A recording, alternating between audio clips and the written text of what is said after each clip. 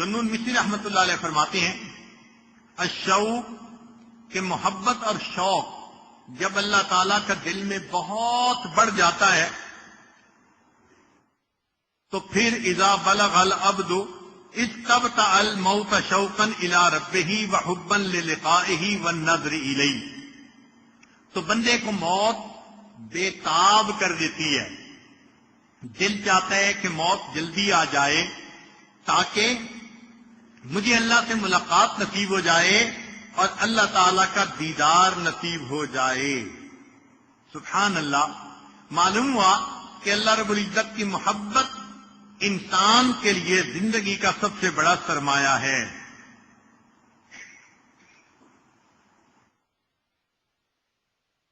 فضیل بن عیاض رحمۃ اللہ علیہ فرماتے تھے کہ اگر کوئی بندہ یہ کہے اذا قیل لک تحب اللہ، اگر کوئی بندہ تم سے یہ پوچھے کہ تم اللہ سے محبت کرتے ہو، فاسکت، فرماتے ہیں کہ جواب میں چپ رہنا، بات مت کرنا۔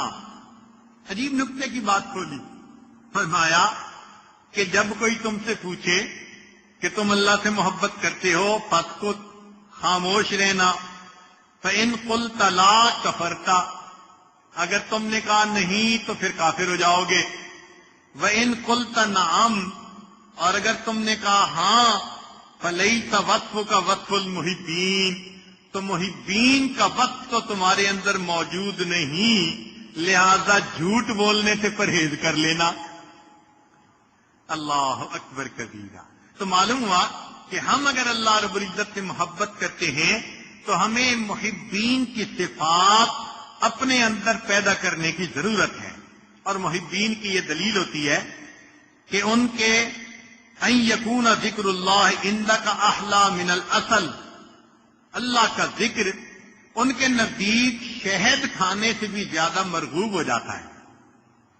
اور آج اگر پوچھئے کہ بھئی معمولات کرتے ہیں تو جواب کیا ملتا ہے؟ جی مجھے تو وقت ہی نہیں ملتا، مجھے تو فرصت ہی نہیں ملتی۔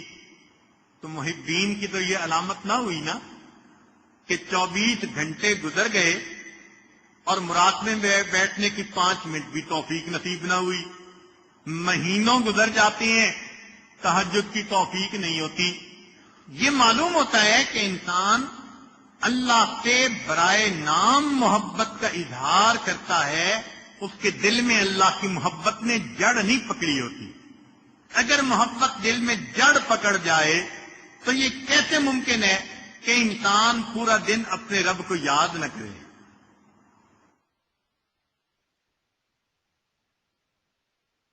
لہذا اللہ رب العزت سے محبت کرنے کے لیے ہمیں چاہیے کہ ہم نیک اعمال دوڑ دوڑ کر کریں اور گناہوں سے اپنے آپ کو بچانے کی کوشش کریں۔ ایک حدیث مبارکہ ہے، قال اللہ تعالی، حدیث قدسی، وجبت محبتی للمتحابین فیہ، جو ایک دوسرے سے محبت کرتے ہوں اللہ کے لیے، اللہ فرماتے ہیں ان پر میری محبت واجب ہو جاتی ہے۔ والمتجالسین فیہ، جو میرے لیے ہم جلیس بن جائیں، مل بیٹھیں، ان کو میری محبت ضرور ملتی ہے۔ والمتزاورین فیہ، اور میرے لیے ایک دوسرے سے جو ملتے جلتے ہیں ان کو ملتی ہے۔ والمتبادلین فیہ، اور جو میرے لیے اپنے مال کو خرچ کرتے ہیں ان کو بھی میری محبت نصیب ہو جاتی ہے۔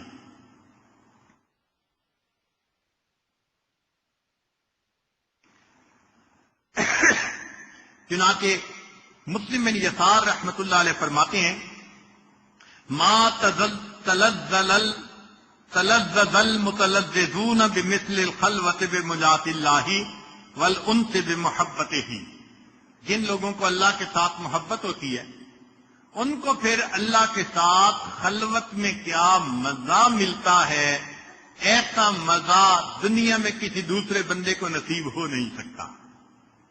اور واقعی بات صحیح ہے، مصلی پہ بیٹھنا کوئی آسان کام تھوڑا ہے۔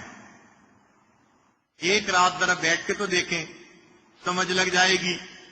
چند منٹ کے بعد زمین بندے کو اچھالتی ہے، مصلی سے اٹھتا ہے بندہ، بھاگتا ہے، مصلی پہ بیٹھنا آسان کام نہیں ہے.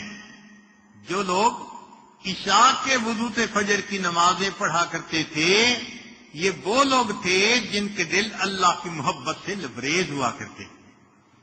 وہ مصلی پہ آ کے ایسے پرسکون ہوتے تھے جیسے مچھلی کسی پانی کے اندر جا کر پرسکون ہو جایا کرتی. پھر ایسے لوگوں کو تہجد کے وقت میں بستر اچھال دیتا تھا.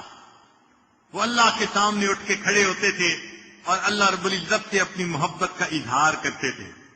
اسی لیے داؤد علیہ السلام کو اللہ تعالیٰ نے وحی نازل فرمائی، اے داؤد، جھوٹا ہے وہ شخص جو میری محبت کا دعویٰ کرے اور جب رات آئے تو سو جائے.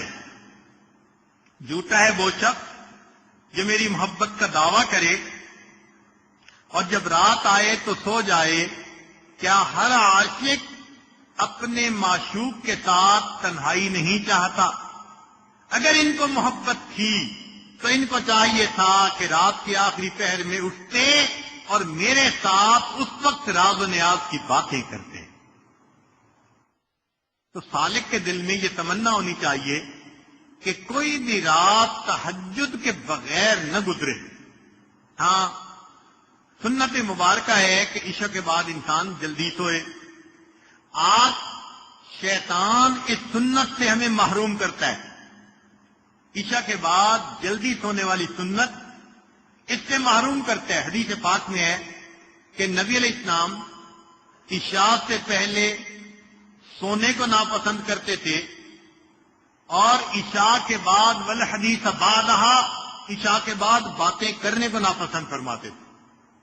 ضرورت کی بات ہو تو ضرور کیجیے، وعظ و نصیحت کی مجلس ہے تو ضرور کیجیے.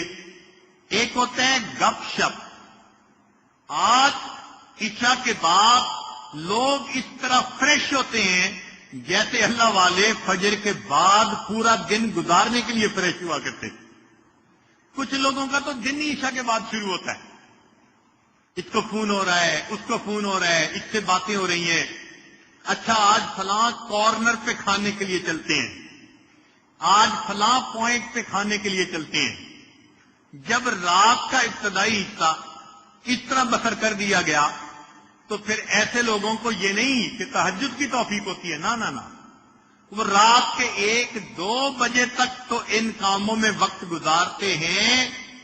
جب آخری پہر شروع ہوتا ہے آپ غور کریں سب کے سب سوئے پڑے ہوتے ہیں.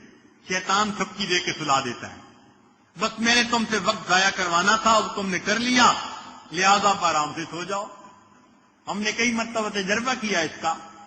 شادی کا دن ہے یا رات ہے، عورتیں کہتی ہیں، عام عورتیں، جی ہم تو آج ساری رات جاگیں گی. تو وہ جاگتی ہیں لہو و لعب میں، مگر کب تک؟ 1-2 بجے تک. 1-2 بجے کے بعد سب وہی پڑی ہوتی ہیں. کیا مطلب؟ کہ جب اللہ سے مانگنے کا وقت شروع ہوتا ہے اللہ رب العزت ایسے لوگوں کو فرشتوں کے ذریعے تھپکیاں دے کے سلا دیا کرتے. حدیث پاک میں ہے رات ہوتی ہے، اللہ تعالیٰ فرشتوں کی ایک جماعت کو بلاتے ہیں، فرماتے ہیں کہ میرے فرشتوں فلاں فلاں مجھے ناپسند ہے، جاؤ اور ان کو تھپکی دے کے سلا دو. میں نہیں چاہتا کہ وہ اس وقت میں اٹھیں، میں ان کی شکل دیکھنا پسند نہیں کرتا.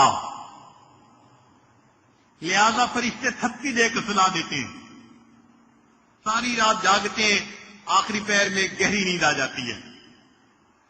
پھر فرشتوں کی دوسری جماعت، اللہ تعالیٰ فرماتے ہیں فلاں فلاں میرے محبوب بندے ہیں، جاؤ اور ان کو پر مار کے جگا دو، وہ اٹھیں، مجھ سے راز و نیاز کی باتیں کریں، وہ مجھ سے مانگیں، میں ان کی جھولیوں کو بھر دوں.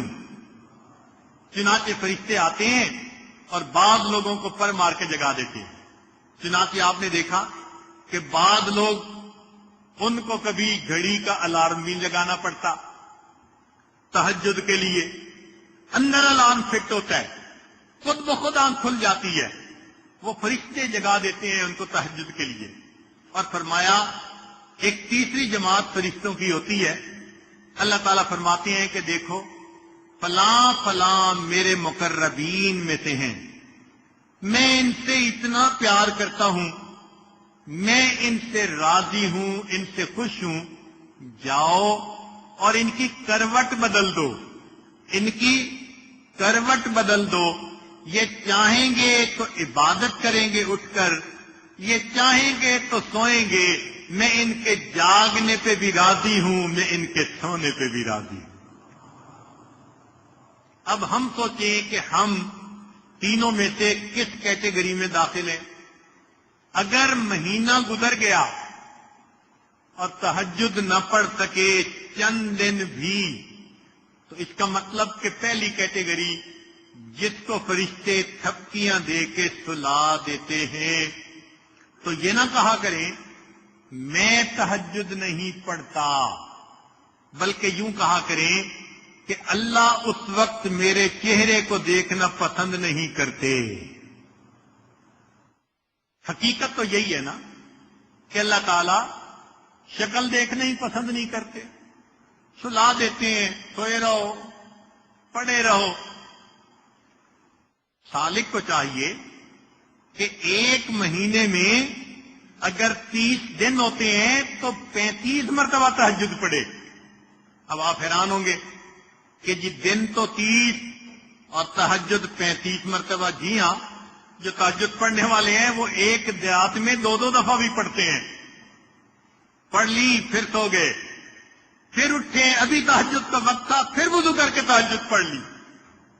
تو مزہ تو تب آئے نا کہ دن 30 ہو، تہجد 35 مرتبہ بندہ پڑھے.